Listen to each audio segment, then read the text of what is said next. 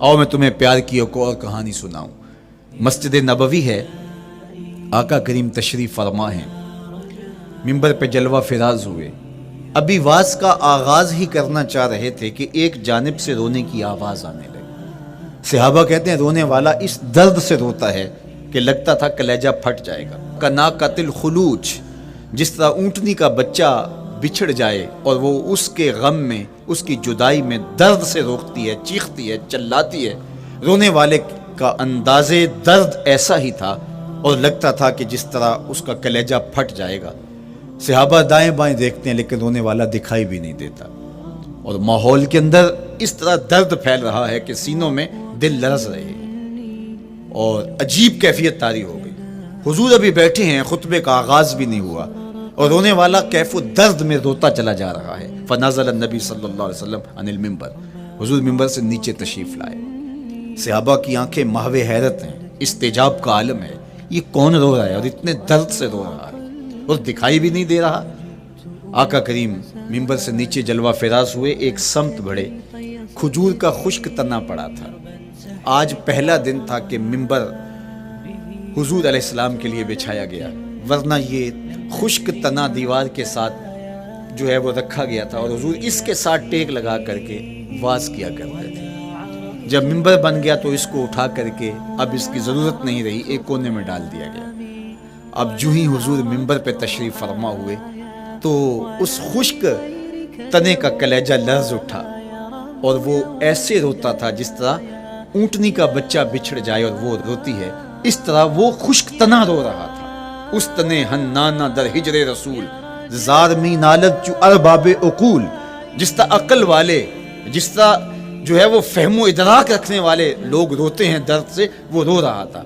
आका करीम अलैहिस्सलाम उसके पास गए और उसको अपनी आगोश में समेट लिया। बिछड़ा हुआ बच्चा जब अपनी माँ को मिले तो उसकी हिचकियाँ बन जाती हैं, उसकी घिघी बन जाती है, तो यही कैफियत उसकी हो गई। और आका करीम अपना दस्ते रहमत उसके ऊपर फेरते चले जाते हैं। बतदरीज उसकी सिसकियाँ, उसके रोने की आवाज़ कम होती चली जा रही है। आहिस्ता आहिस्ता वो खामोश हो गया। हुजूर फिर दोबारा तशरीफ़ लाए और मिंबर पे खुतबा देने से कबल सहाबा की आंखों में इस्तेजाब का आलम देखा, हैरत की फरावानी देखी। फरमाया कि तुम जो सवाल करना चाह रहे हो, जो तुम्हारी आंखों में पोशीदा सवाल है, मैं उसको अच्छी तरह जानता हूँ।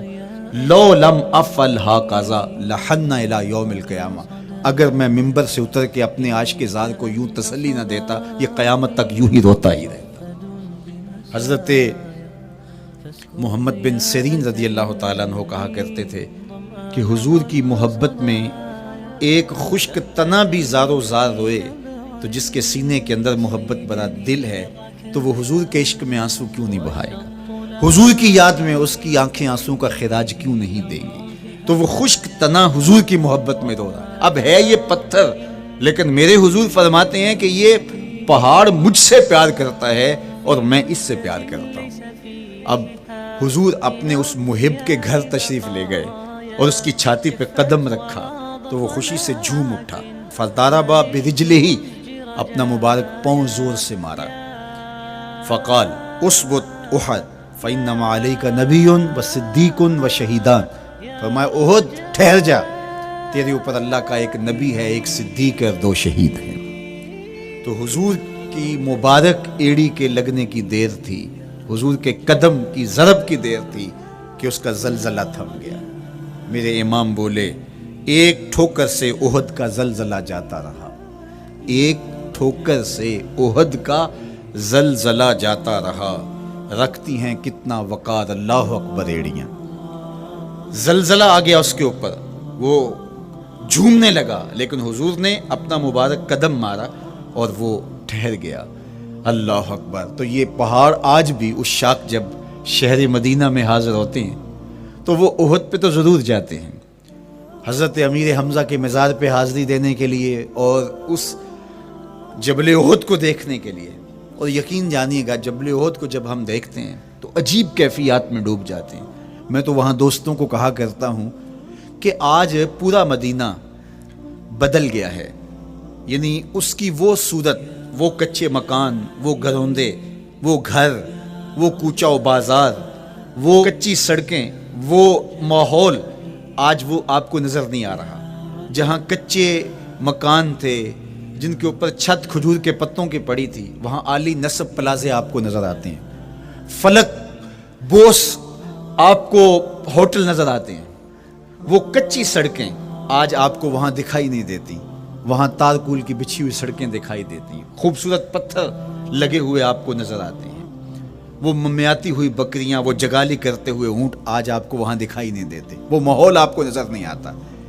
تو پرانا مدینہ اگر ڈھونڈنے نکلیں بھی تو ظاہر ہے اگرچہ ان پختہ اور خوبصورت عمارتوں کے اندر بھی عکس جمال محمد کا پڑ رہا ہے، لیکن وہ پرانا دور اگر آپ تلاش کرنا چاہیں تو وہ آپ کو وہ چیزیں نہیں ملتی۔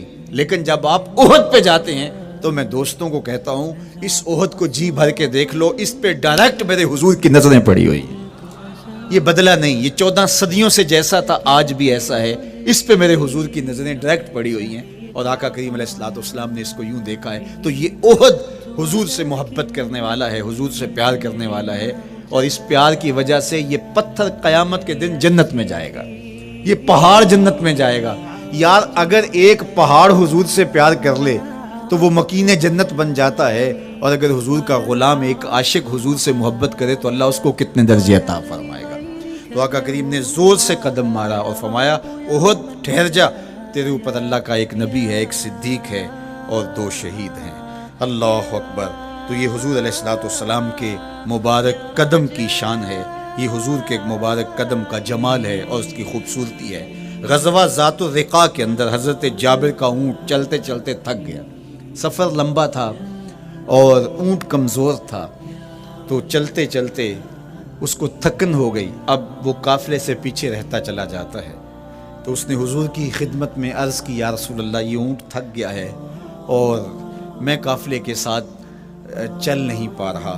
تو آقا کریم علیہ الصلوۃ والسلام نے اپنے مبارک قدم سے اس اونٹ کو ٹھوکر لگائی، فنشط حتی کان ما یملک زمامہ، حضرت جابر کہتے ہیں اس کی لگام سنبھالی نہیں جاتی تھی، اتنا تیز چلتا تھا۔ یار جس کے قدموں کی ٹھوکر سے یہ توانائی آ جائے اس کے ہاتھوں کی توانائی کا عالم کیا ہوگا۔ تو اللہ نے صرف حضور کے مبارک قدموں کو صوری حسن ہی نہیں دیا تھا، مانوی جمال اور توانائی بھی عطا فرمائی تھی۔ حضور علیہ السلام کے چچا جناب ابو طالب کہتے ہیں کہ میں حضور علیہ السلام کے ساتھ تھا تو راستے میں ذی المجال کی منڈی آئی اور وہاں حالات ایسے تھے کہ پینے کے لیے پانی دستیاب نہیں تھا۔ تو میں نے کہا کہ عطشت ولیس عندی ماء، مجھے تو سخت پیاس لگی ہے اور پانی بھی پاس نہیں ہے۔ فنزل النبی صلی اللہ علیہ وسلم وضرب بقدمہ الارض فخرج الماء فقال اشرب، تو حضور نے اپنے مبارک پاؤں سے زمین پر ٹھوکر لگائی، چشمہ پھوٹ پڑا، اور آقا کریم نے فرمایا چچا پانی پی لیجئے۔ تو وہ پاؤں اگر زمین پہ لگے تو چشمے پھوٹے، اگر احد پہاڑ پہ وہ پاؤں پڑے تو اس کا زلزلہ جاتا رہے، اور اگر وہ کسی جانور کو حضور ٹھوکر لگائیں تو اس کے اندر اس قدر تیزی آ جائے کہ اس کی باغ سنبھالی نہ جائے، اتنا سریع رفتار ہو جائے، اب ان قدموں پہ کون قربان نہیں ہوگا۔ یار ان قدموں کو چومنے کے لیے جبریل بھی تو بے تاب دکھائی دیتے ہیں۔ معراج کی شب جب جبریل حاضر خدمت ہوئے، حضور محو استراحت ہیں، تو جبریل عرض گزار ہوئے مالک تیرا محبوب تو سو رہا ہے۔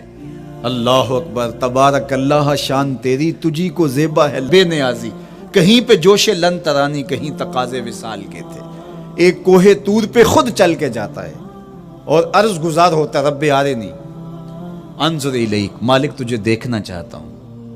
اللہ اکبر، سراپا چشم بنا ہوا ہے اور کہتا ہے مالک میں تجھے دیکھنا چاہتا ہوں۔ جواب کیا آتا ہے؟ لن ترانی، تم نہیں دیکھ سکتے، میرے جلووں کی تاب نہیں لا سکتے۔ ایک خود چل کے جا رہا ہے اور تقاضۂ رویت کرتا ہے، اور جواب آتا ہے لن ترانی، اور ایک سویا ہوا ہے چادر اوڑھ کے، اور جبریل کہتے ہیں محبوب اٹھیے، رب آپ کو بلا رہا ہے۔ تبارک اللہ، شان تیری تجھی کو زیبا ہے بے نیازی، کہیں پہ جوش لن ترانی، کہیں تقاضے وصال کے تھے۔ تو جبریل حاضر خدمت ہوئے، حضور استراحت میں ہیں، تو آواز آئی یا جبریل و قبل قدم ہے، میرے محبوب کے قدموں کو چوم لے۔ اب جبریل حضور علیہ السلام کے قدموں کو بوسے دے رہے ہیں کسی نے جبریل سے تصور کے عالم میں پوچھا، حضور کے قدم چومے، حضور کے تلووں کو بوسے دیے، بتا کیفیت کیا ملی؟ تو بولے نہ جنت کی کلیوں میں دیکھا مزہ جو محمد کی تلیوں میں دیکھا۔ وہ سرور وہاں جو نصیب ہوا۔ وفد عبد القیس جب مدینہ المنورہ آیا تو ان میں ایک صاحب میں، وہ کہتے ہیں میں دوڑتا ہوا حضور کے پاس آیا، بس بے چینی تھی، اضطراب تھا۔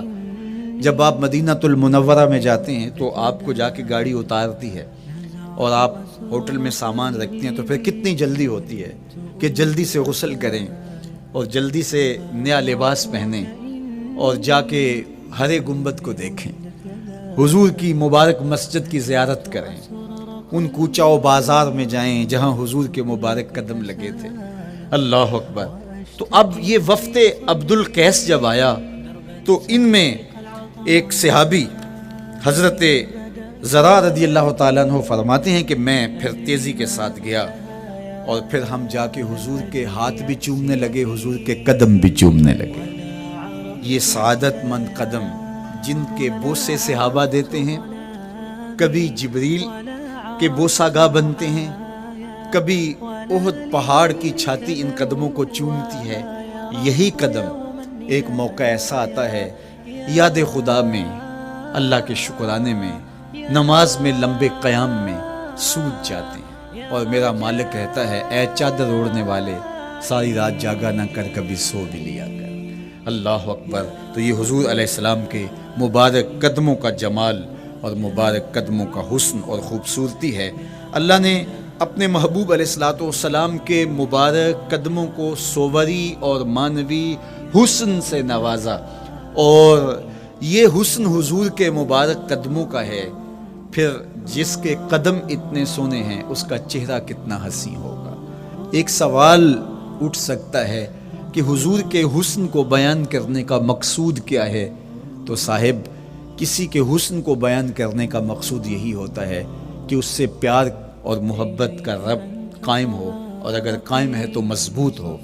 ہم حضور علیہ السلام کے حسن کو بیان اسی لیے کرتے ہیں، اور محدثین نے اس پر باقاعدہ کتابیں اسی لیے لکھی اور کتب حدیث میں باقاعدہ شمائل رسول پہ باب اسی لیے باندھے تاکہ لوگوں کے سینے میں حضور کی محبت کی جوت لگے، اور وہ جو شعلہ جوالہ ان کے سینے میں حب رسول کا ہے وہ اور بھڑک اٹھے، اور بندہ جس سے محبت کرتا ہے پھر اس کی اطاعت بھی کرنے لگ جاتا ہے۔ تو جو محبوب اتنا سونا ہے، اتنا جمال آفریں ہے، اور جس کے قدم اتنے سونے ہیں، پھر اس کے نقش قدم کو کیوں نہ تھام لیں، اس کے نقوش پا کو خضر راہ کیوں نہ بنا لیں، پھر ان کے اٹھنے والے قدموں پر اپنی زندگی کیوں نچھاور نہ کر دیں۔ اگر سر پہ رکھنے کو مل جائے نقش نال حضور تو کہیں کہ ہاں تاجدار ہم بھی۔ یعنی وہ قدم تو قدم رہا، اس قدم کی رعنائیاں، اس کی خوبصورتیاں، اس کا جمال اور اس کا حسن تو حسن رہا۔ جہاں وہ مبارک قدم لگا، جہاں وہ نقش لگا، اگر وہ نقش بھی سر پہ رکھنے کو مل جائے تو کہا کہ اگر سر پہ رکھنے کو مل جائے نقش نال حضور، حضور علیہ السلام کا قدم تو جزو بدن رسول ہے۔ حضور علیہ السلام کے مبارک قدموں میں وہ جو نالین تھی، اس نالین کا بھی نقش وہ اگر سر پہ رکھنے کو مل جائے تو ہم زمانے کے تاجدار کہلائیں گے، اور جن کے سر پہ حضور کا قدم آ جائے ان کا مرتبہ کیا ہوگا۔ تو یہاں اس نقش کو بھی دیکھیے، حضور کے مبارک قدموں میں جو نالین آیا اس کو نالین شریف کہتے ہیں۔ اس نال کو نال شریف یا ان نالین کو نالین شریف کہا جاتا ہے، اس لیے کہ وہ حضور کے مبارک جسم سے جڑ گئے، حضور سے ان کا ربط پیدا ہو گیا، وہ جزو بدن رسول نہیں ہیں، تو اس کا یہ مرتبہ ہے۔ تو پھر حضور علیہ السلام کی شان اور حضور کی عظمت کیا ہوگی، اللہ اکبر۔ بلکہ حضور علیہ السلام کے نالین جہاں رکھے جائیں، وہ کسی نے کہا نا کہ ذرے اس خاک کے تابندہ ستارے ہوں گے، ذرے اس خاک کے تابندہ ستارے ہوں گے جس جگہ آپ نے نالین اتارے ہوں گے۔ وہ جگہ جہاں حضور کے قدم نہیں، حضور کے قدموں سے مس ہوئے نالین رکھے جائیں، وہاں جو ذرے اس نالین کے تلووں کو چومتے ہیں وہ بھی آسمان کے ستاروں سے اس شاخ کو حسین دکھائی دیتے ہیں۔